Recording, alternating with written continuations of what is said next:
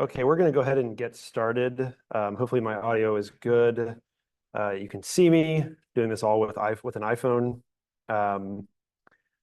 And I just need to figure out how to control Google Slides with this. And I'm actually not entirely sure how to do that. No, I guess we'll go up here.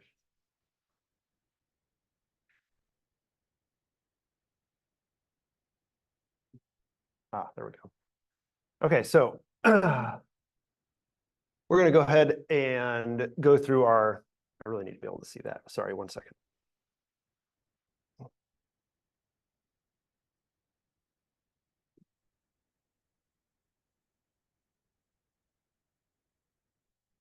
We're going to do it this way. Could you come over and hit the arrow key, even though it won't look like it? I'll stand up. Okay. All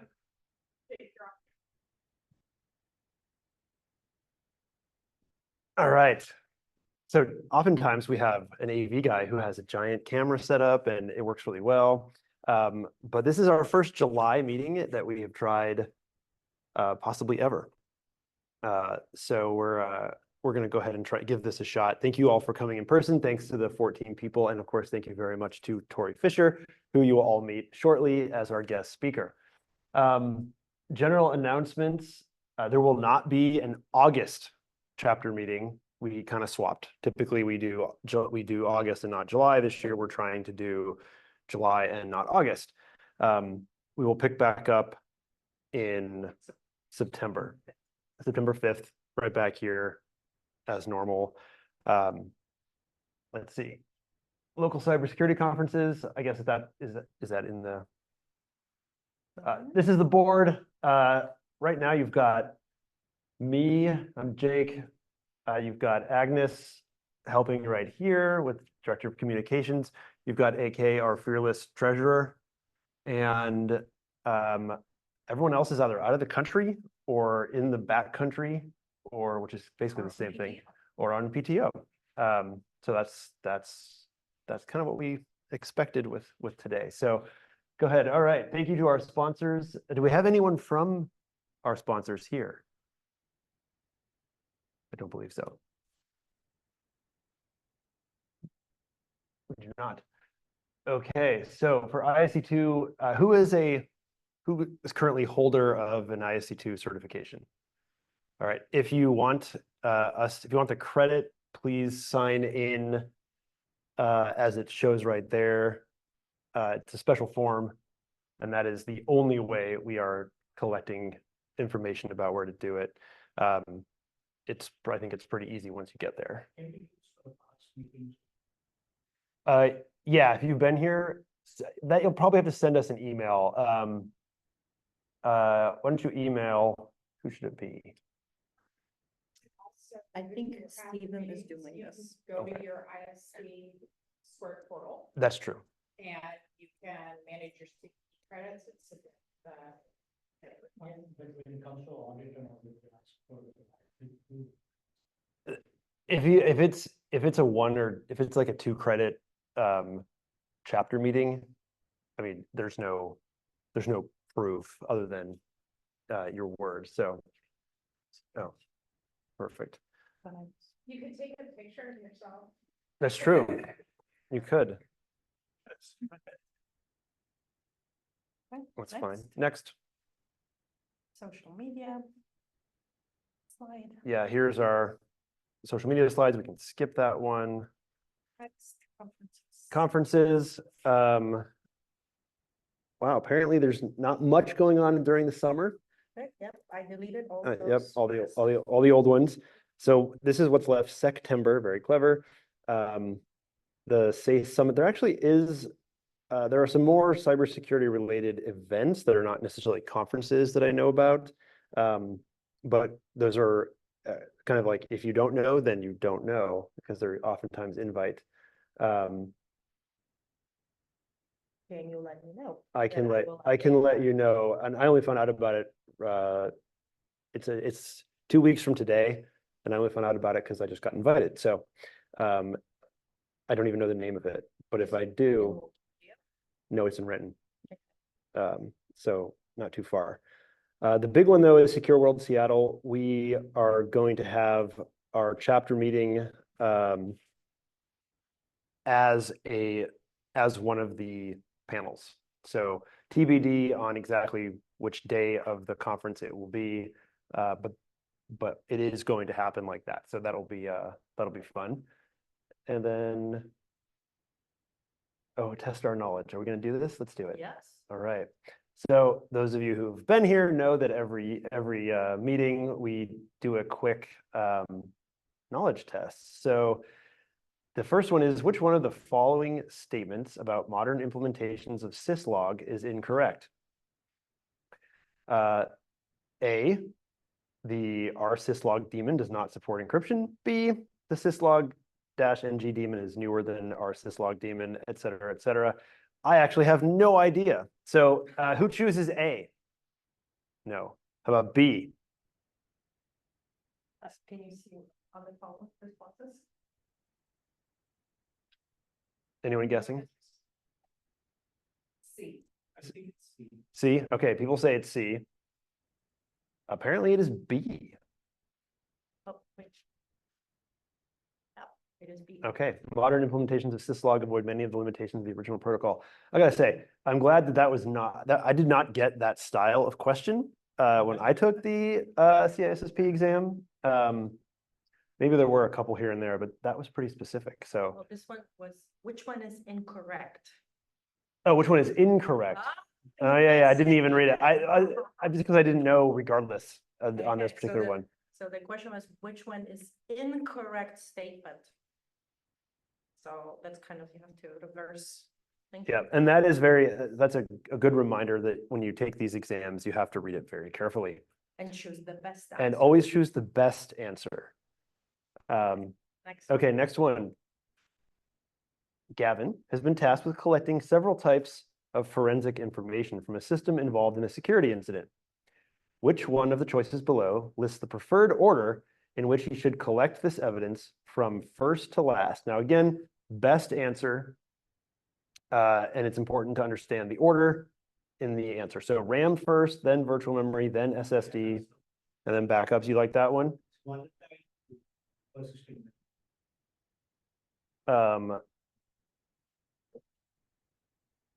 Anyone else thinks, I agree. you agree with A. anyone online?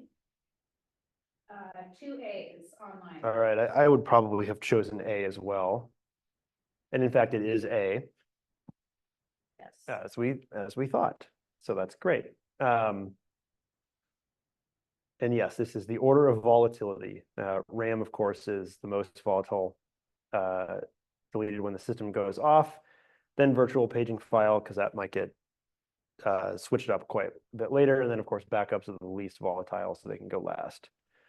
One more.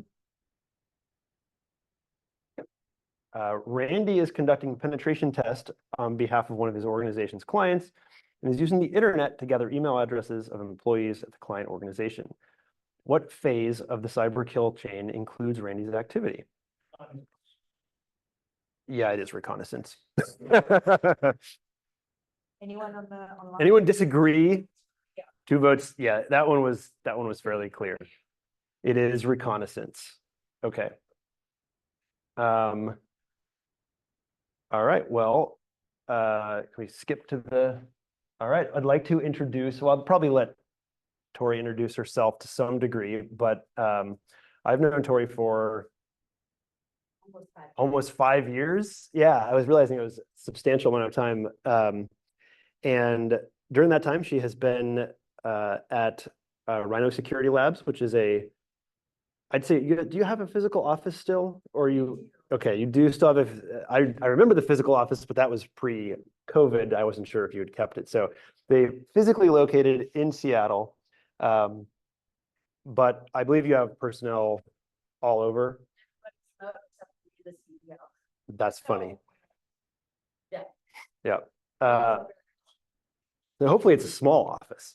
Oh, no, it's very large and it makes it excellent. We've got nap spaces, we've got room to do. our Is it the same office that I think I've been to with the like, it is big. Yeah. All right, so large office, 2 people using it. And I'll let Tory kind of talk about what she does, but kind of at a high level, Rhino Security Labs is a pen testing company. I'd call them a pen testing boutique, actually. And they have been, especially, I think, in the within the pen test community, I think they're known for kind of AWS cloud penetration testing. They've got some different products that they use that are proprietary. And you can talk about that or not, depending upon what you are interested in. But let's see, just to skip over. So as I said, there will be no August meeting. And then I'm going to show this now just in case I don't get a chance to fully adjust things after I switch the presentation.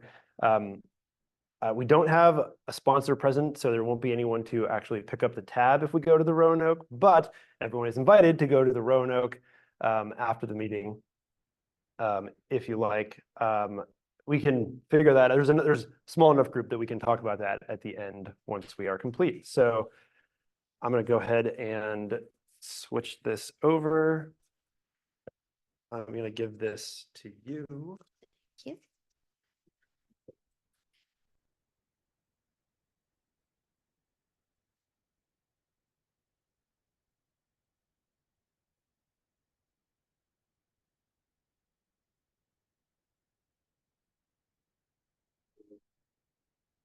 Did I ever share my screen on Zoom? I think I might have failed to do that. Had it. I had it. It's shared. You're sharing now. No, right now, sure. Oh, it's right. That's right. You're good.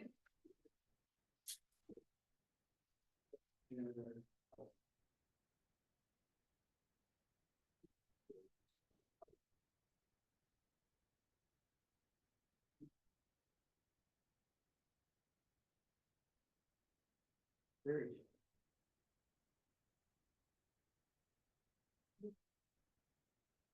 Got 2 different screens and it's showing me. I know, it's kind of a pain. Okay.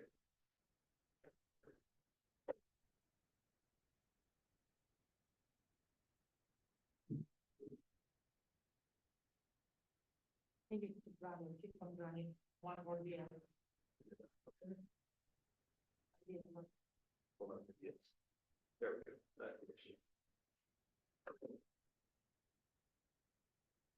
think you might have stopped sharing. I did, yeah, I did. I'm switching it.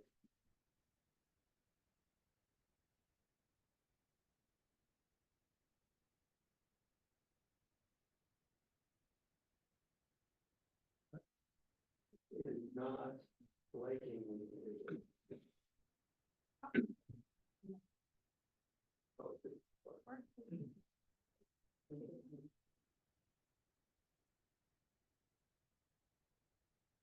Next time.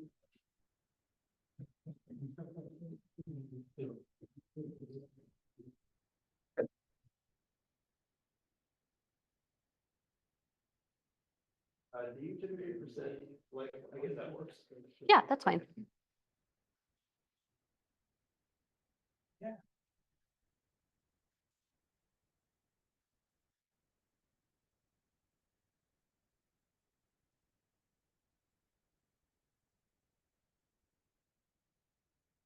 I have it somewhere. I actually have your presentation. Yeah. It looks like it on the screen. I've got, there we go. It is on a screen. Yeah. It's not. Is it still being shared? Yeah. Awesome. Okay. I even have your presentation here. So, okay. Ooh, excellent. If you, Oh, wait, no, it is not being shared. it's not being shared. Sorry. Okay, let me try share screen. This is screen two. Yes, There, perfect. Okay. Yay. Let's see if this. Oh, wow, look at that. That actually works. Okay. Do Excellent. you want to control it? If so, it's. Yeah, I'll it's- control it. It's right here. Arrow keys to advance? Arrow keys will do it, yep. Great. Okay. I'm gonna move this chair out of the way. And then.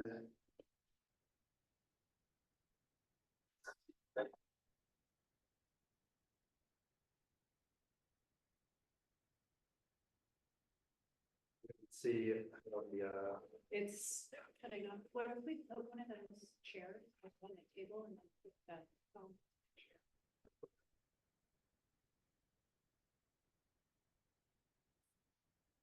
Build random things. how about now? Perfect. Good.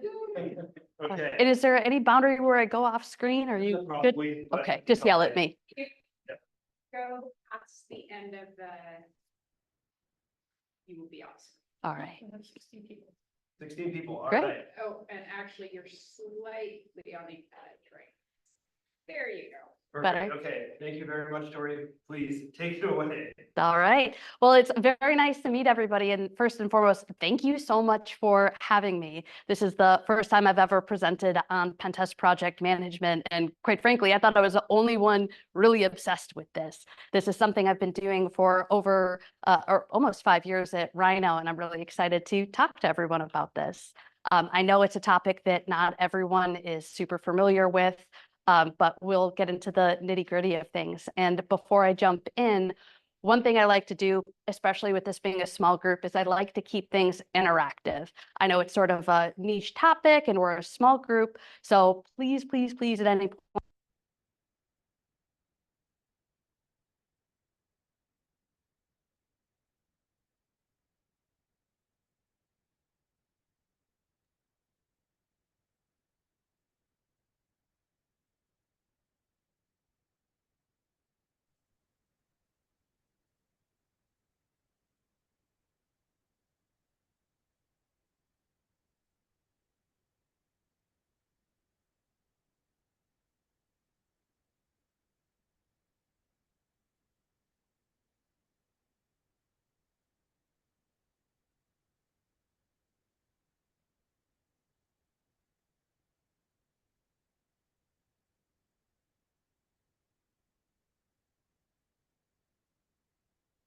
No opportunity.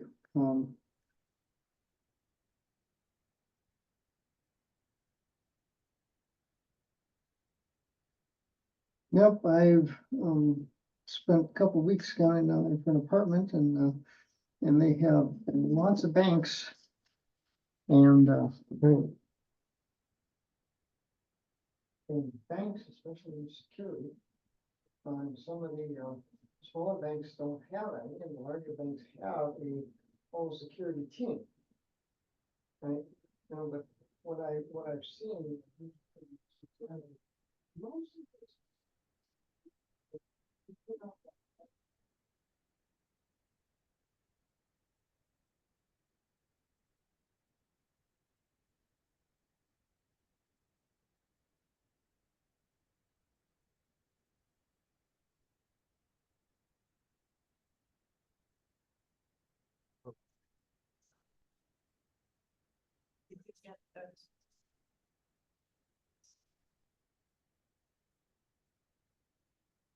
It was working.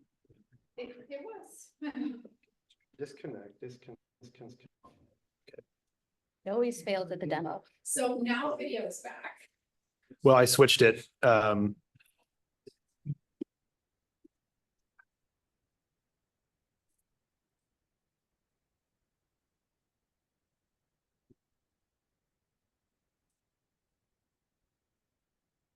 I don't know why. It's not like I opened it, I was like, it's like trying to print it off the paper. Oh, yeah, with the cable.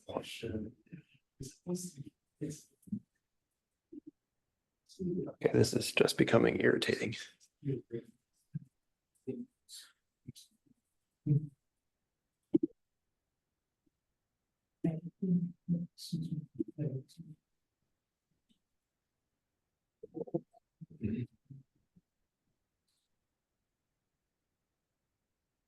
How many security professionals does it take to make an audio work?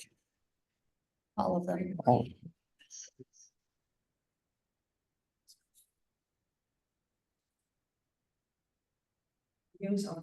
Video is on, but it's not the right video. Yeah.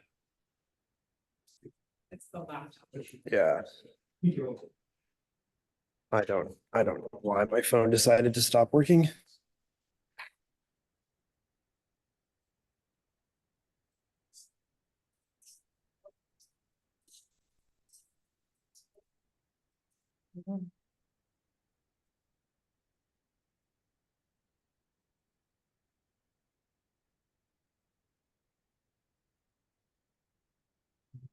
It disappeared from, Are you host? I am host. No, it's the phone that disappeared from. No idea why. It usually shows up just fine. Was it Bluetooth? No, it was Mac Tooth.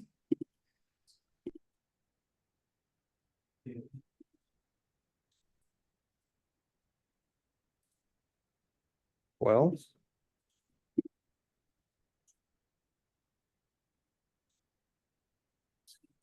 I don't know what to do with that.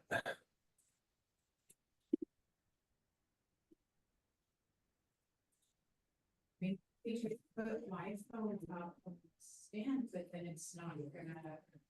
Yeah. Well, I'll tell you what, can people, I think people, yeah, they can see the slides still, right? Let me double. That check should have been, fine. The slides are fine. The slides are fine. Okay. And the camera and the laptop. Okay, Did you want me to sit? No, Top of that I- piece here? no, you can go ahead and stay there. We're just gonna go ahead. You don't need that. Just stay within the range of the mics on the laptop are pretty good. So if you stay within range, you should be fine. And then I can get you back to. Yeah, please. There we go. Okay. Wow. All right. All good? Everyone can still hear and see me okay? Yeah, good. All right, so just gonna start over again in case anything was cut out or whatnot. So my name is Tory Fisher. I am the Director of Operations and also the Pentest Project Manager at Rhino Security Labs. And today we're going to be talking a bit about the pen test process, what it's like to work with a project manager, and things to expect. And if you don't have a PM, if you're not used to that, I've got a couple tips and tricks we can talk through about how to better organize and have success during your pen tests. So Rhino Security Labs is a boutique pen testing firm, much as Jake mentioned. Good job on the keywords there. Oh, yes. So we are different in a lot of different ways from other firms. There's, a lot of them out there, but what we specifically specialize in is manual in-depth pen testing. So we care very specifically about the quality of the pen test. This is not a check the box pen test. This is not necessarily something just for compliance, although it certainly can be used to help with that. We, of course, will kick off an engagement running some scans, but we always manually verify every single finding and see what we can do to take things a step further. So that's how we're a little bit different in the industry. We also specifically specialize in pen testing. We don't offer a SaaS product. We don't do anything else besides pen testing. That is our day in, day out. So we are comprised of a whole bunch of OffSec experts. We have our pen test team. I run the day-to-day operations, and then we have our CEO and founder, Benjamin Caudill, who started the firm in 2013. And then we have a developer as well to work with us. But we are a fairly small organization, but we are very, very, very mighty. We work with a lot of very large name clients that everyone would recognize. We do some very fantastic engagements that are just very fascinating. And I will tell you as much as I can at a high level about that. We certainly can't break any confidentiality. Jake, our attorney, would be very upset if we did. We will not. But it is a very wonderful experience at Rhino. Everyone is super smart, very open, very creative. And part of that is our research that we do. So we will occasionally publish blogs with our research where we have a lot of ODAs and CVEs that we have discovered that we like to share about. That's another big focus of ours in addition to pen testing is research, but that's not anything that's like a service that's offered. And then lastly, we do have some tools that we've made available publicly. Anyone who is familiar with cloud pen testing might notice some of these logos here is familiar. We have CloudGoat and Pacu is our two major programs that we have put out there. So who am I and why am I talking to everybody here? So I am first and foremost just a level set. I am technically not technical. I've been in the security world for a number of years, but if you ask me to read your code, can't help you. I am very experienced at a high level. And in general, I am a generalist. So I know a lot about a lot of things, but I am an expert in absolutely nothing. So that is sort of my pitch for myself. I have an MBA, I have a BFA in graphic design, and then I also have my Security Plus. But a lot of my experiences come from a non-traditional type of path. So I got started when I was an executive assistant.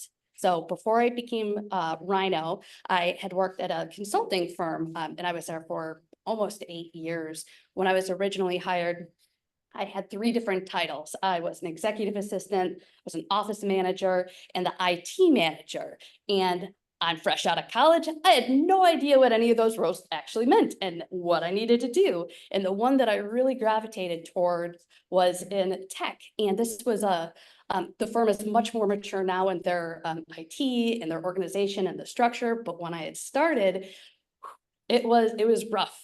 I remember rolling out MFA and I had to get board approval because they just did not understand. They did not understand changing passwords and whatnot. So it was a really good experience as an intro to security that really got me hooked into it. So like I said, I've been at Rhino for about 5 years and I have a very split role. So as a generalist, I wear many, many, many hats. And a lot of people say that as a negative, but that is something that I really enjoy. I like knowing just about every aspect of business. It gets me really excited and I love working with every department and just learning from the people around me. So one of the things that I started off doing pretty quickly once I got started at Rhino was becoming their project manager. So for all the pen tests that come across Rhino, which is about, for me, probably about 500 at this point, they've all crossed my desk and I've led every single one, which has been a phenomenal experience working with clients, learning more about tech and just how the industry works as a whole, and learning who pen testers are and what they like to do. It's just been a very cool experience. So I'm also involved in sales, HR, finance, IT ops. I'm the one who, when I'm troubleshooting things with our pen testers, I tell you, did you turn it on and off again? That is my IT ops, and everyone always needs a reminder.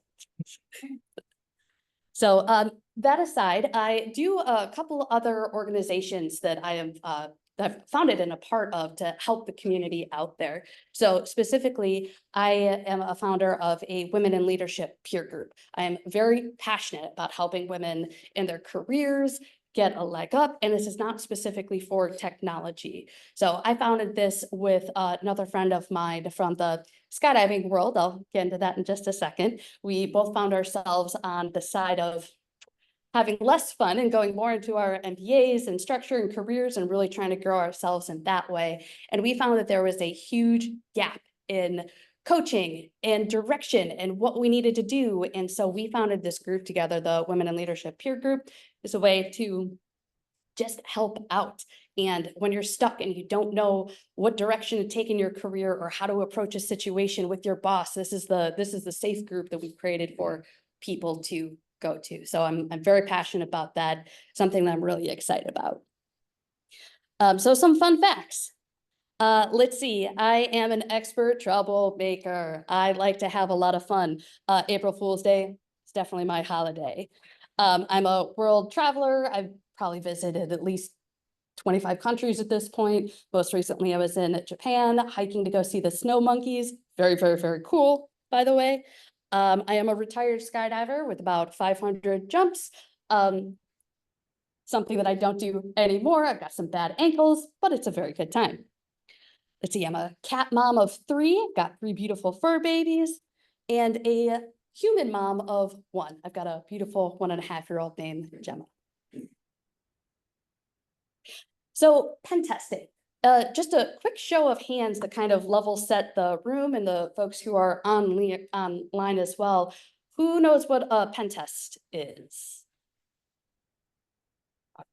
Has anybody gone through a pen test? Raise your hand. That's not as the target. No, Noted. no, what really makes me mad is when no. Well, that is a interesting question. So I've been to Hong Kong, so multiple times. If you depend on who you ask, it's China or not. But love visiting for a good time. Let's see here. So is anyone here a pen tester themselves? No. And show of hands, who's just here for the continuing education credits? Anyone? No? Awesome. Cool. Great. Nobody's ever just.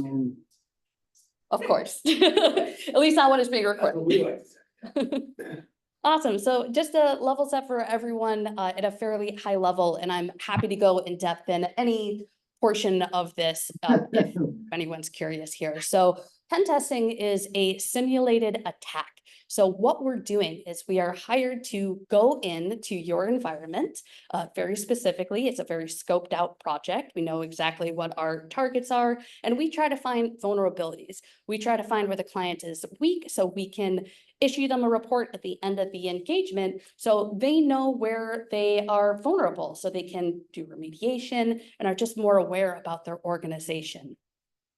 So for Rhino, these are the types of pen tests that we primarily do. So our bread and butter, of course, is application pen testing, which is one of the most common ones out there. So that is web applications, desktop applications, mobile applications. We also do network pen testing, specifically internal and external networks. Occasionally we'll do Wi-Fi, but it's mostly internal, externals that we see. And then cloud pen testing. So as I mentioned a couple slides ago, this is really where we are known in the marketplace. So Benjamin Caudill, our CEO and founder, he is actually the originator of cloud pen testing. He has literally written the book on AWS pen testing. So it's a very cool space that we are heavily into. Some areas that we are not always into, but we don't have as much coming across our desk. We have social engineering, which can be anything from vishing or phishing engagements. And then we also have physical pen testing that we do. And then everybody's favorite is red team pen testing. Does everyone know what a red team is? Go ahead and Yeah. explain. I am curious, like, I would have thought that all of that was red teaming, but I'm curious what your perspective is. Yeah, so it does depend on your definition. So a lot of organizations would say all of this is red teaming, but when it comes to Rhino, it's a little bit more of a fuzzy area. So when we do red teams, we're given a very broad scope and very broad targets. So for example, it could be, here's our main website, here are a couple IP addresses. What can you do? See how far you can get finding any and every vulnerability, sometimes including social engineering as well. So these are more very, red team for us is a more custom engagement, very specific to the client's exact needs. It is not compliance driven, but just what question is a client trying to answer, essentially. Does that make sense? Yes. Great. Any questions so far? Good. Great. All right, so then an intro to Pentest Project Management. So the project manager has a very interesting role here. So naturally, you would think that it's just making sure that a report gets to the client's desk, that the pen test happens, and that's it. But there's an awful lot to it, a lot of different nuances that make for a successful engagement, primarily a lot to do with the project management of things. So one of the first things that a PM does is they make sure to start the project. They initiate things, which involves scoping and client alignment and really understanding the objectives of the project. Now, typically, these things are talked about during the sales process, which does play a big factor in the PM. There's always a little bit of information to go off of, but the project manager is the one that needs to be asking questions, asking for documentation, really verifying the scope and seeing what objectives really are. What are the client's security concerns? So there's a lot of digging, a lot of probing, and just really making sure we understand the goals for the client's project. Coordination is a huge factor of it. So there is a giant master schedule that is managed by the project manager. So depending on how large the team is, there can be anywhere between 10 and 20 projects going on at any given time, and coordinating the right resources. So what pen tester is qualified and is the best resource for this project is a huge part of client success and happiness, and also pen tester success and happiness. You don't want somebody who's a network expert being thrown onto a web application and then being frustrated and upset and having a project that they are just not interested in doing, nor they qualified for. And then the client's unhappy because they would get pretty poor results to it. So that's a huge thing to manage right there. And then also the timeline of different projects is also a very big juggle. So clients have projects that range, at least for us, typically between 1 and 2 weeks. Sometimes they could be as long as a month. Sometimes there could be a dozen web apps in a project that all need to be split up in separate ways. And trying to make sure to meet every single client's needs with the correct resources and getting reports delivered to them on time. Everyone's got compliance, everyone's got deadlines. It is a lot to manage. And then there's also the risk management aspect of things. So one of the main things that a project manager can do is make sure that the client really understands the rules of the engagement. They need to really understand the targets that the pen testers are going to be going after. And it really needs to make sure that the client understands what's in scope and that the pen tester understands what's in scope. Failure to do that would be fairly disastrous. And again, unhappy clients for a lot of different reasons, unhappy pen testers because everyone's just trying to do a really good job. Everyone likes to hack. They want to be hands on keyboard and doing the best job that they can. Yes. How do you check for understanding on both sides of this? Good question. Maybe you'll comments. I will, but this is a good segue into it. So what I do is I have a project planning call before anybody gets hands on keyboard. What I do is I invite every single member of the client's team and every single pen tester that is going to be on this engagement to the call. I typically facilitate. And what I do is I go through a series of questions and really dig into the scope.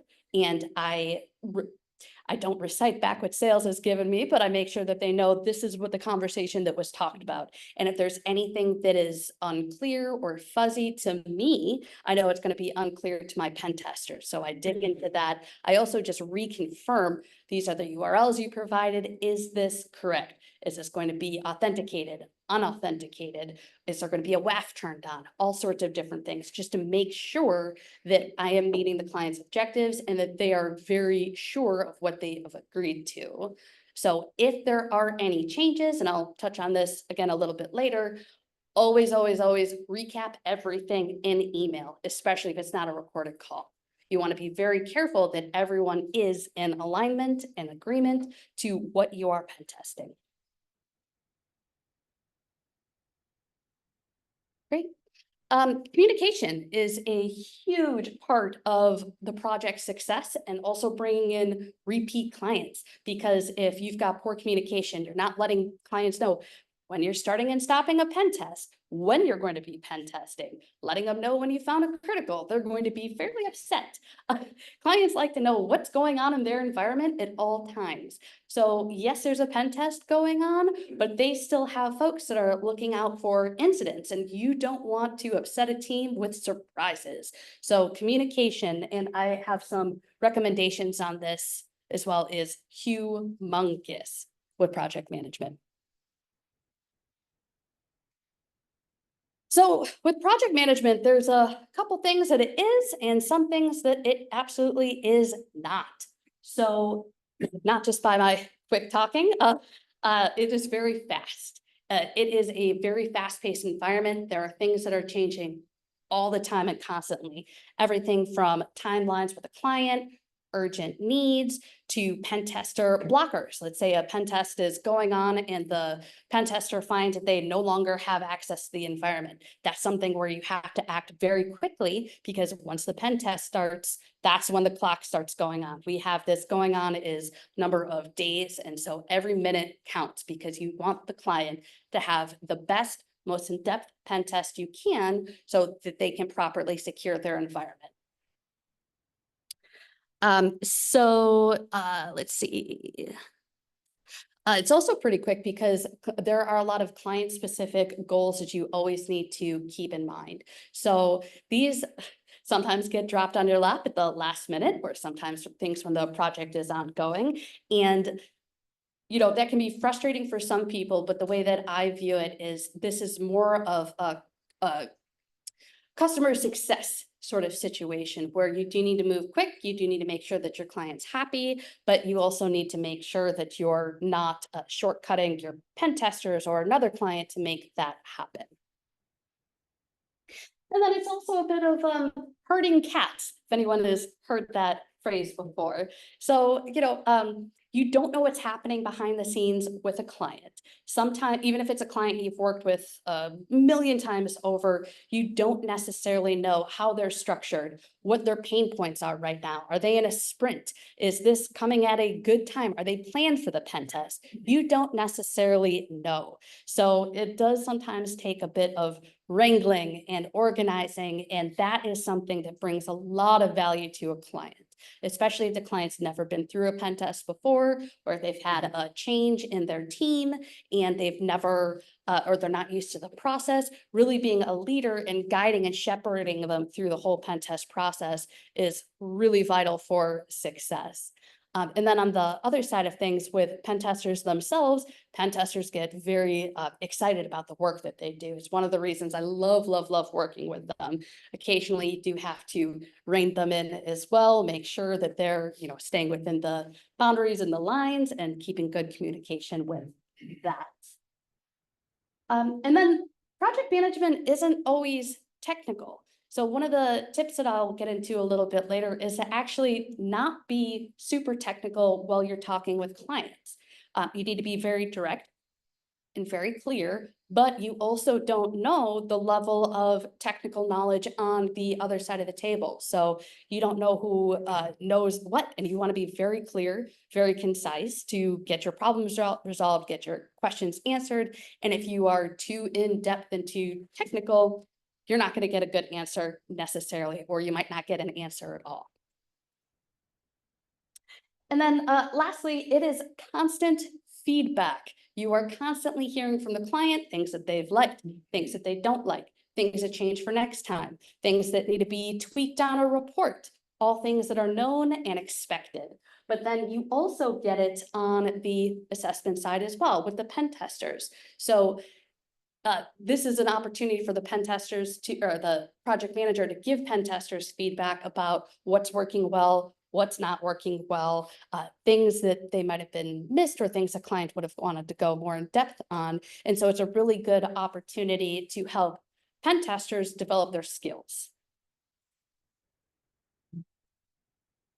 So what it's not Project managers are not a substitute for an actual pen tester. So yes, there are project managers who are technical. And in fact, that's actually a really good stepping stone for people who want to become pen testers. Ryan has had several before in the past, project managers who have started off that way and have gone on to very successful pen tester careers. However, you are still not a substitute because the pen testers are the experts in the environment that you are testing. They know everything well, as much as that they can, and that is not the project manager. The project manager needs to be focusing on timelines, client objectives, making sure that communication is flowing correctly and not focusing on the technical nitty-gritty. They don't need to be head down on a keyboard. Yes, they can offer advice and suggestions, and they should be following along, but you absolutely need a very qualified pen tester on the project, always. It is also not a substitute for a salesperson. So it does sound at a high level when you hear me talk about a pen test project manager that, oh, I might be able to cut a corner of my business. It seems like that person would be great to do sales as well. You're already talking to clients. You're already seeing them on a routine basis. They're familiar with you, you know scope, which is all very good and excellent information. And you should work very, very closely with the salesperson, but you are absolutely not to be selling because your focus is on the client themselves and making sure that they are having success in that specific project. You're not trying to upsell them. You are not trying to, make promises to make sure that they come back for more. You are just focused on the project because that is your specific deliverable.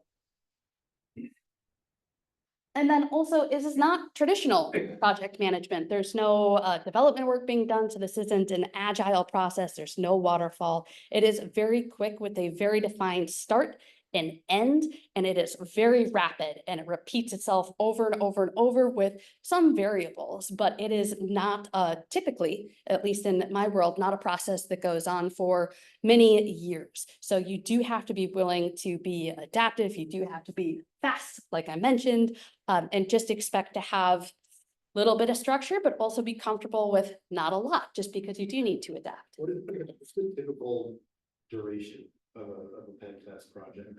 Good question. So for us, we recommend a minimum of a week. So if we're looking at a web application or a network, depending on the number of IPs in scope, we recommend a week just so we can really take a look at things. However, of course, depending on the number of features and the complexity and the client goals, it can extend from there as well. Or if they have multiple services in a project, that's something that we commonly see. It's not usually, here's one web application we're testing, or here's just our external network. We usually have a variety of things that we're offering to them at one time. Any other questions? Yeah. You have people demanding that you operate this only in the night time. Yes. And I tell them no. Very seriously. Yes. Yes, and I am very upfront about that, and that's one of the things I touch on during project planning calls is our hours of operation and when very specifically we're pen testing, Monday through Friday between 7 a.m. and 5 p.m. Pacific time. And that is because if there is a problem, I want to be online so I know about it. I want my client to be online during our business hours so they can be aware and we can work together. Because if something happens at 2 in the morning, I'm going to be pretty pissed if I get a phone call. And I'm like, I'm already short of sleep. I've got a 1-year-old at home. Let's not do that again. So everyone really likes communication and being aware of what's going on and when. So I push back very hard. And I think maybe once or twice we've had to do some scans during off hours, but that's a pretty hard limit, at least where I come from. Well, how can you come your client that you're not gonna disrupt the business? That's a great question. So there are rules of engagement that sort of preempt that a little bit. So we don't do any DDoSing. We're not going to take a website down. During project planning, we discuss what type of environment we're testing in. So is it production where we know we need to be extra sensitive and careful, or is it a sandbox that has no attachments to production whatsoever? These are the questions to dig into prior to ever getting into the client's environment. So it really depends on the scope of your test, because if someone says, do DDoS on me, you're not gonna push back, don't do this during, at noon Pacific time and bring down the entire business line. You actually will suggest to do it maybe later in the day. I'm just curious if Yeah, that's a It's, very rare situation where a client really does want us to do that and actually take down their environment. Usually we get to the point where we can prove that we can, and then we stop. So it's very much up to the client, but we also counsel and give guidance along the way, because pen testing is a very sticky area. I mean, pen testing is ethical hacking, basically, and in a court of law, bad hacking looks like good hacking, and it is a very messy situation. So you want good documentation, you want clear communication, you want everyone to be as aligned as possible, especially if you're going to be doing anything more unique like a DDoS attack. So do you define your rules of engagement in terms of, I see that it's terrible flow that you're having, shall we go and explore, or is there some sort of escalation path where you go and announce that? Like, Yeah. how do you know how deep you can swim? So going back to that planning call, that's where you discuss it. And it typically comes up when you dig into the client's objectives and security concerns for the engagement. So if they're specifically concerned about a specific feature, they really give us a lot of information on that, of what they're looking for. So we know what we can really hammer at. But we also talk about what is sensitive. What do we need to be careful about? And for my rhinos, we're very good about, if we're not 100% sure we should be touching something, we ask. We don't do anything that we're unsure about without the client's explicit permission, because we don't want to step on any toes. We don't want to bring down a production site. We don't want to do anything like that. We want to be very much in coordination with our clients. It's a question on the line. Do you provide clients periodic updates? Another good question. Some might think that I'm rude when I say this, and then I explain to clients, but I typically don't. So I start off communicating after the project planning call, and the pen test has actually begun. I will have an email that I send out for communication, or a Slack channel, whatever we have set up, letting them know our IP addresses, and that'll be how we'll be communicating going forward. But if everything is going well and smoothly, if we don't have questions, if we don't have blockers, there's not really a need to take away from pen testing time to let them know everything is okay. I am allergic to meetings. I hate having them unless they're absolutely necessary. But I tell my clients, reach out to me anytime you've got questions. But if you don't hear from me, that's actually a good thing. You can sit back, relax, and just wait till you get your report. But we do let clients know immediately if there is a critical vulnerability that really needs to be disclosed right away. So something that could be actively exploited, something that's publicly facing, we will disclose that the same day as our finding. But silence is not a bad thing. It just means our folks are going back to the whole boutique pen testing. It just means our pen testers are really in depth, their heads down, really into what they're doing, and we should just let them go, do their thing. Do you have a question? I was gonna ask the same question from online, I guess. Awesome. Okay. Okay. So you can have this question, but I'm sure you have clients who will say that I don't want this on my PCI DSS report. Yeah. I don't want this CSF report. Yeah. Or something like this. How do you, you have ethical, legal, and moral obligations to providing a good report. So yeah, that's a really good point. So once we issue the report to clients, they take a look at our findings, they validate to make sure that our findings are correct, or at least correct in their business context. So what we do is we have this is optional, not all clients take us up on it, but I'd say that most of them do. We have a debrief call at the very end of the project after they've got the reports. I have my pen testers literally screen share the reports and walk the clients through everything line by line. Much like this conversation, I keep it interactive, and the clients are supposed to interrupt me, boss us around, ask questions, dig into things, and also correct us sometimes, because there is occasion where we have findings that with proper business context that can only come from the client aren't necessarily findings. So we do take that into consideration, and it's a little bit of a give and take, and we dig into things, and if something needs to be removed from the report and we find that it's valid, there's a valid reason for it, we'll do that. We'll work with the client. Or if there's not, if you push back. Right, exactly. Yes. Online question, what are the most common findings? S3 backup permissions, poorly written apps, lack of patching? Ooh. You know, not so much publicly exposed S3 buckets, but I would say that every single client is so unique. There's not really like one big finding that we know we're gonna see in every application or in every network or anything like that. So it just kind of depends. Within certain industries, there are vulnerabilities that are more common for those groups, but everybody is wildly different. And even within the own industries, it can be completely different. So there's not really anything that's I would common. expect that if something was that common, an automated scan would pick it up, and it would never get to Rhino because you're not gonna pay Rhino to do something that you can do yourself. Hopefully, yeah, Yeah. exactly. Although some people do that just because like their internal teams won't fix it, so it's better. When That, yeah. That is a fantastic point. That is absolutely something that we see. I would say that that's a fairly common occurrence where clients will know exactly what's happening in their environment. They might already know where all of their vulnerabilities are, but they do need to have a third party come in to say, hey, look, we found all of these, you should fix them in order to escalate to get things patched. So that's an unfortunate truth and reality that we do see. Any other questions so far? No. Great. And just so you know, we have about 20 minutes, give or take, before we have to start the Perfect. 25, actually. We can push it to 25.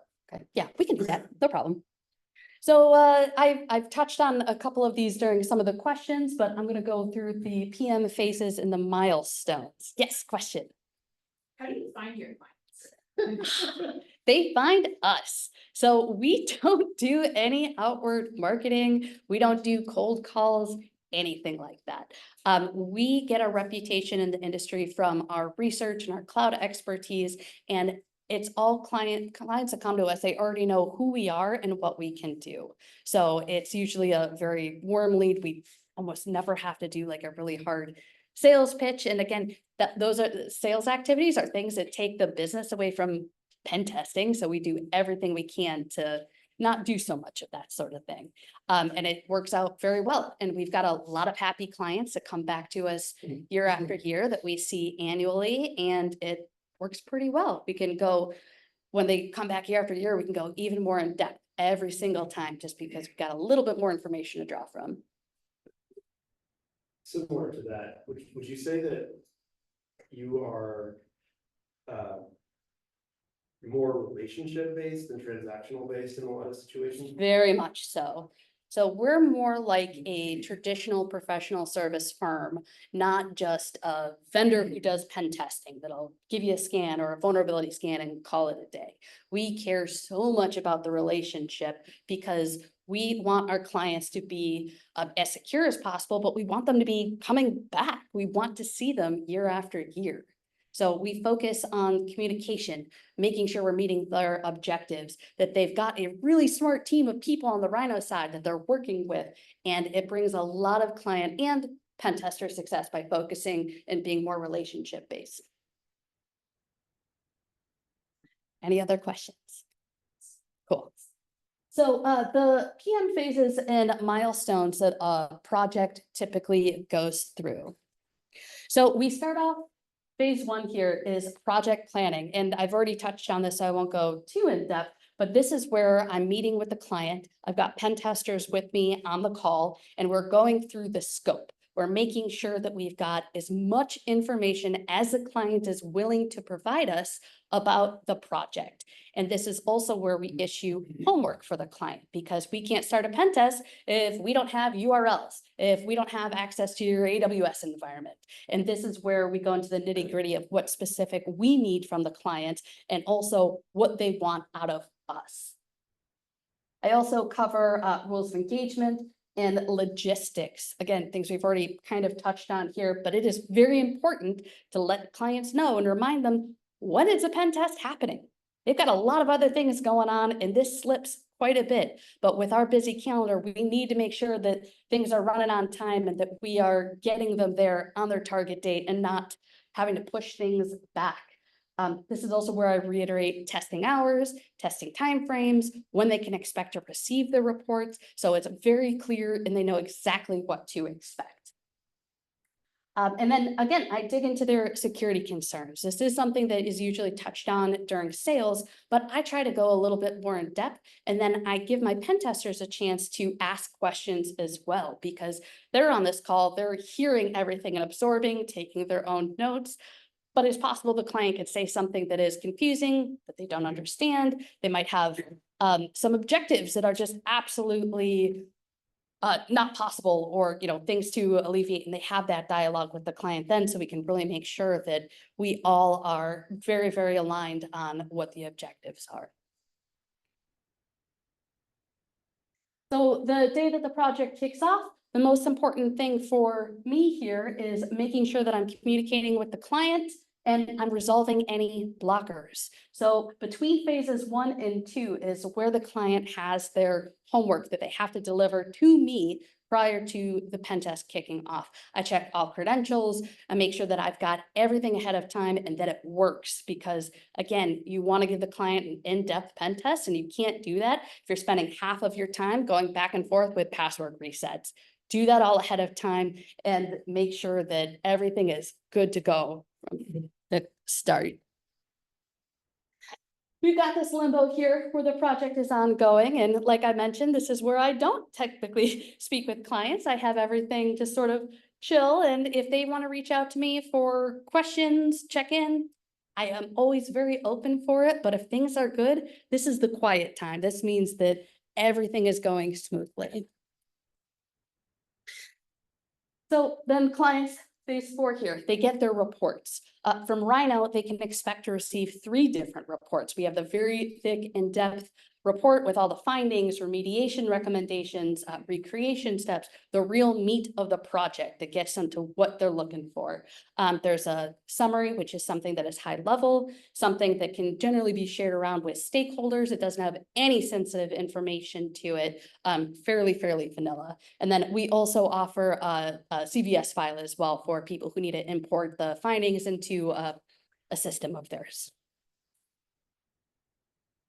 So then the debrief here, this is where we meet with the clients and we screen share reports, go through all the findings and have a very big technical discussion. So typically the pen tester does present.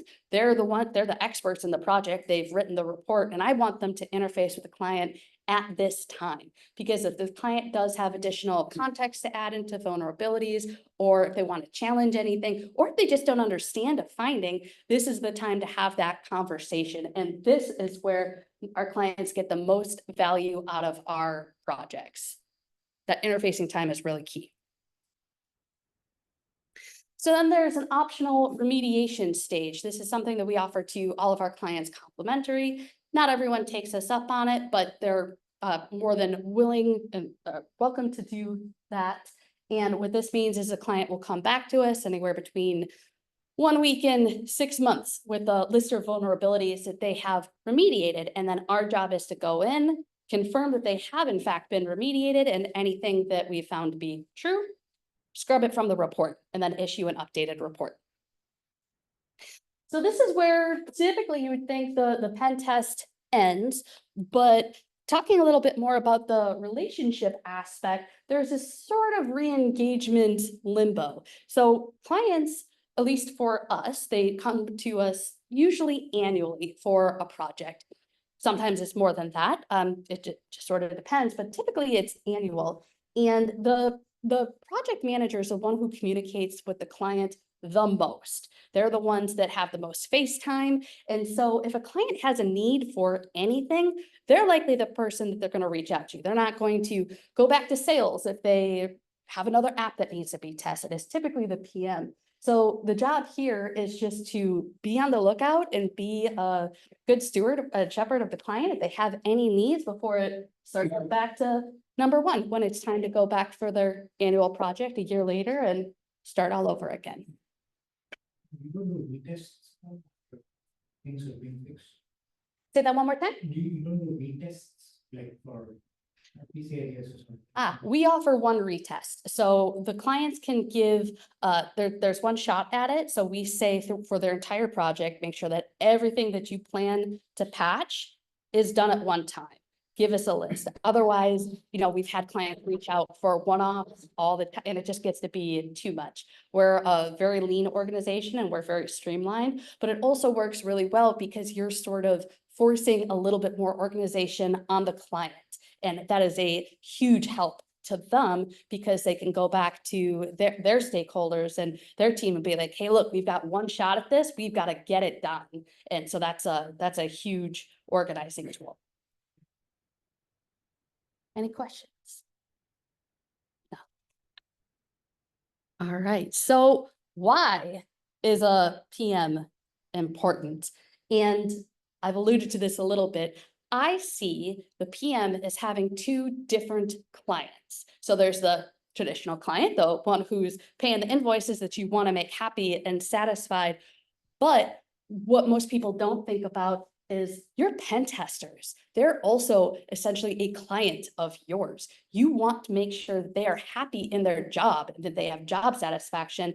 And one of the quickest ways to make somebody unhappy is to be a bad PM if their projects aren't starting on time, if you're changing parameters for them constantly, if you're giving them pen tests that they don't like to do, they're not going to be happy with you. If you haven't given them all the documentation available to you, again, things that are holding them back from their careers and their success, they're not going to like. So you want to be as good of a steward for them as possible because you can help them develop, you can help them grow. And as much as your success is tied to the project, it's even more so for them. And that's the one thing you need to keep in mind if you're in PM or in any type of role with this is, the pen testers are the experts. They're the ones that are doing the work and you've got to enable them the best you can. So this is, I think, arguably why project management is so important. It is such a huge, huge, huge tool for success on clients and with your internal team. Seems like it would be a big red flag to hire a pen test company where the pen testers had to be their own PMs. Yes. I mean, it seems pretty clear from what you're saying that you agree with that, but like, I don't know why you would. There are organizations, I'm not going to name names. No, there are some incredibly large pen test organizations that everybody in this room would know about where they have their pen testers actually being the project manager. So more than anything, my pitch is to just don't do that because you are, actually, I think that's my next slide. Yes. This sounds so easy. We don't need a project manager. My pen testers can do it themselves. Yes. And everyone can point and laugh at the project manager in the center. It's supposed to be me. You do not want to have your technical team being a PM because a lot of project management is those soft skills or administrative skills. You're working with timelines, deadlines, and all of that just takes away from the pen test, what they should be focusing on. Question. How do your pen testers ensure they stay relevant or knowledgeable? Excellent. We highly, highly, highly encourage and incentivize development. So we do give a research and training budget annually to the pen testers. The whole company annually goes to DEF CON for training. Really looking forward to that. But we strongly encourage them to to do their own research, to do their own self-study. If there are gaps in the schedule, that's what they can spend their time doing. And we do offer to our pen testers technical guidance and recommendations, but we also listen to them as well. So we never ever push a pen tester into learning a subject that they just don't care about, because that's not good for anybody. But we just sort of help move them to where they want to be, because that's where they can be the most successful.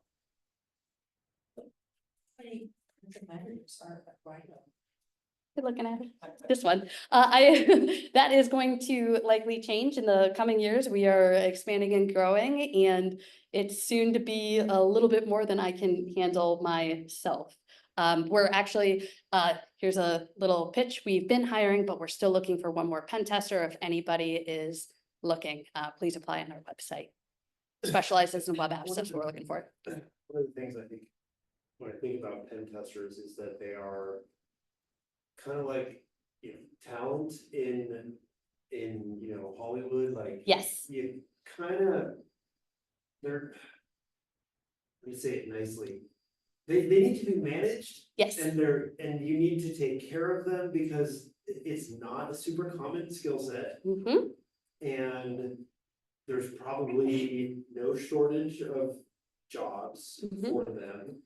And the, like, the skills that make one a good pen tester probably don't overlap all that much with, you know, schedules, details. project Speaking with management, clients. Speaking with clients. Yes, the pen testers most pen testers I've met, except for maybe a very select few, are absolutely allergic to speaking with clients. They'll do it for the debrief, but they do not want to be client facing ever. Yes. So, are you writing or editing or organizing those very important deliverables, AKA reports? Me personally? Well, yeah. Not the findings. That is all for the technical team, because again, I am not technical, but I do the sort of general admin work, making sure, are the dates correct? Is the name of the company is spelled correctly? And are all the reports uniform that we're sending out for a specific client? But since I'm not technical, I am not the one to be writing or editing or even presenting their material. That should come from them specifically. Yeah. Yes. What tools do you use to stay organized with all the different projects? Reminders, so many reminders. Not an Outlook fan. No offense to anyone who is into that, but I use a lot of Slack, actually. The Slack reminders are my huge to-do list, essentially. I also have a widget on my Gmail box called Boomerang, which I use heavily. So I try to keep an inbox 0. I'm one of those folks that, like, if I see something in my inbox, this means I need to do something with it. So I'll respond to a client and be like, oh, I need to remember that they need to respond to me. So I'll set a Boomerang, and if they haven't responded to me in whatever time frame I've set, in a day or 2 days, email comes back to me with a little flag that says nobody responded to this. So I'll use that. Gosh. Yeah, I also use, of course, we've got a scheduling software that helps us manage all of our projects in line, but honestly, it's just it's a whole lot of reminders, because there's, You use Pentest Project? no. I was just gonna ask, because this is such a fascinating question. So everyone is bombarded with, you know, ads and you know, different project management suites. You've got Basecamp, MS Project, Asana, Trello, Monday.com, Trike, or is it? So many. Yeah. Too slow. They're all too slow. But so now my question was gonna be, like, are they too slow? So maybe that's the Yes. answer, like, well, realistically, those are just not gonna cut it in pen testing, are they? Not for me, not for the type of projects that I work on. And really the key is speed. So I'm communicating with clients generally through email. And that's why my email box has to be inbox 0. Because if there's something in there, I have to respond to it right away. I don't have time for it to get sucked into a system and look for a ticket and anything like that. I don't want to have to update tickets. It's too much, because what happens is every single second of delay takes away from the client value. So if But what scheduling software do you use? we use 10K foot by Smartsheet. Yeah, it's not the most robust one out there. You know, of course, there are some others with more bells and whistles, but we've used it very religiously for a number of years, and it's worked perfectly for our needs. And when you say scheduling, you literally just mean like, The project calendar, we need to make sure that people are available during these times, and yes. that kind of, otherwise, keep it simple is kind of the idea. Exactly. And it's not like I have my pen testers in a whole lot of meetings. Like I said, I'm allergic to them. They don't want to be in them. So I try to eliminate as much of that as possible so that they can literally just be heads down and focused. So, yeah, I try to move as quickly as I can. And yeah, honestly, just a lot of those tools out there are just really slow. And time sucks. Yeah. Like managing the tool takes more time than doing the work. Right, because then you've got to worry about what format did I put this in? Oh, did I forget a period? Someone else could look at this, and it's a, you know, even if it's quick and dirty, like as long as you're, you know, following up and meeting the client where they need to be met, like, that's all that matters. I agree. Excellent. Great. All right, and I'm gonna actually skip a couple slides since I know we're running a little short on time here. So into some tips and tricks. First and foremost, just like you never skip leg day when you're working out, you never skip planning in a pen test. Even if you're seeing the same client over and over and over and you're familiar with their environment, get on a call with them. You don't know what they've developed in the past year. You don't know what security concerns have changed. And it does kind of, it's easy to become complacent. If the client knows you and you know them, oh, well, just, you know, same as last time, but it's always worth getting on a call anyway, even if it's 5-10 minutes, just to make sure that they're still aware of all the process, all the logistics that are going on, and really knowing their security concerns and touching on their scope to make sure that nothing has changed. Because we all know that clients, they're off busy building their products. And so a year later, things can look completely different. So it's always good just to double check. Time management. Always think at least 2 weeks ahead. So I want credentials for an environment that we're testing 2 weeks ahead of time. I want to know who's on a pen test for sure. Everything's locked in at least 2 weeks ahead of time. Yes, things can sort of change in those 2 weeks, but you don't want them to. Get ahead and be proactive as much as you can, which does take preparation on your side, which again is why you shouldn't have a pen tester in this role, because they're not focused on this. They're focused on finding O-days. Documentation is also really important, and this doesn't have to be really fancy. You can use something simple like a G sheet or a Word document, as long as it's consistent, a consistent format. That's what works the best for me. Just keep track of your project details in your notes and make sure that there's a place where not only you can find it, but your pen testers can as well. And then client interaction. This is a really fun one of mine, a tip to get people to respond to you, because not everybody is super excited for their upcoming pen test, not as excited as I am for them. And, you know, clients, when they have homework, like give us the credentials, give us IPs, they have a lot going on in the background that you don't necessarily know about. So one of the best things to do to get information from a client, to get them to respond, send them an email that has 3 sentences in it and ends with a question, and a question on a separate line so they can see it at the bottom. Very, very last thing they see before the best wishes, Tory, at the end, because they're going to focus on that and they're going to see that it's important and they're going to just go straight forward. That's also why you don't want to be overly technical, overly verbose. Cut out as much communication as you can to make it quick and easy for them to see what you're saying and get you the answers that you want. And another, which is very applicable to even outside of pen testing, is a very specific method of communication that I do every single day for almost everything in my life. It's a closed loop communication. It's kind of like almost like a 3-way handshake. So Here's an example where I'm going to walk you through it really quickly here. Pen tester is working on a web application, and all of a sudden the backend stopped responding. They're getting a 404. This actually happened this morning. So what that looks like is a process. So the pen tester will ping me in Slack. I acknowledge it and state next steps. So I'm not just dropping the thumbs up emoji. I will mention the pen tester and say, hey, Matt, I see what's happening. I will get back to you. I'll reach out to the client. So they know that I've seen it, that I'm going to respond to them, and that I'm going to reach out to the client. I'll ping the client, let them know specifically what's going on.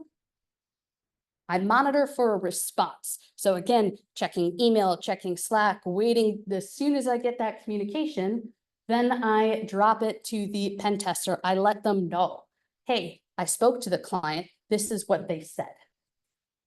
Pen tester confirms whether their solution works or not. So, oh, hey, Matt, we reset your credentials. The password should be working. The client says it should be fine. Check and let me know that it is fine and everything is good. If you are still blocked, let me know and give me specifics.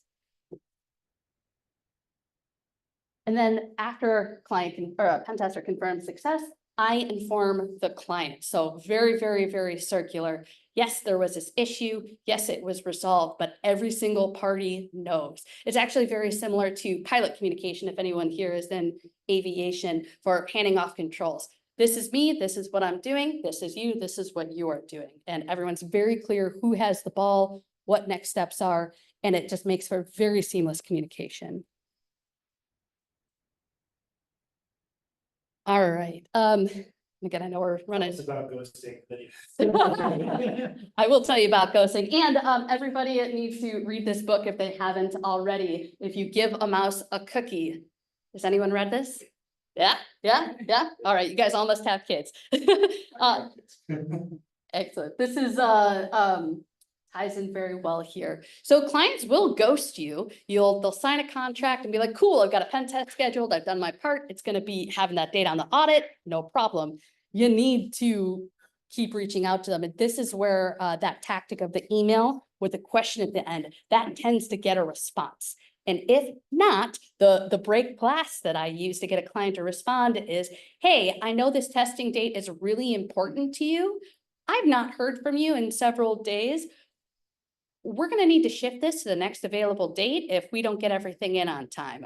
Is everything okay? Are we still good? And that will always get a response. You want to be nice and polite about it, but very clear and direct. And, if you do need to shift a project, sometimes there is a legitimate reason for it, or they're just, busy doing other things too, but that will get them going. They will respond if you subtly threaten their kickoff date. Blockers, similar to the graph that I just shared, just be very quick and reach out, because as every minute that the pen tester is blocked, that's a minute taken away from the pen test. And there's two different parties that are very unhappy. Moving dates and timelines. This is where being proactive really comes into play. That 2 weeks ahead of time, making sure that you have your schedule really firmed up as much as you can in advance comes into play. Yes, there's sometimes things that happen last minute where you've got to be as flexible as you can be, but you also don't want the client to walk all over you either. So if, give them as much opportunity ahead of time to change their dates, or if they can't get you the information, make sure that communication's there and that it's open so you can get to that ahead of time before it becomes a problem. And report changes in scope creep. This is where the book comes into play. If you give a mouse a cookie, or if you give a moose a muffin, there's two different versions of the book. If you waver, so let's say that a client loves the report, loves the findings, but they want a whole bunch of formatting changes. As soon as you agree to doing any sort of exception outside of your normal process, they're going to want more and more and more, and that becomes a problem. So you do need to be comfortable saying no and pushing back and being polite but direct and very clear. Again, skill sets that don't necessarily translate to pen testers, which is why it's really good for a project manager to sort of be that intermediary. And they've got the client relationship, so it doesn't ever come off as usually is harsh. All right, so we're coming to time, but in conclusion, keep pen testers happy, keep clients happy, and have fun hacking. Any questions? Any more questions? Great question. I hike a lot, I ski a lot, I travel a lot. Use this guy. Yeah, used to do that. Bum ankle, can't do that anymore, but, Well, thank you very, very much. We do have to quickly get out of here by 8, which is 3.5 minutes. So any last questions? if anything comes up after, you're welcome to email Yeah, me. you can email me. If we can get people to help put away the chairs and the tables, that would be excellent. Tori, thank you so much. Of course. Do I need to stop sharing or anything? I will. I will do that. Okay. Great.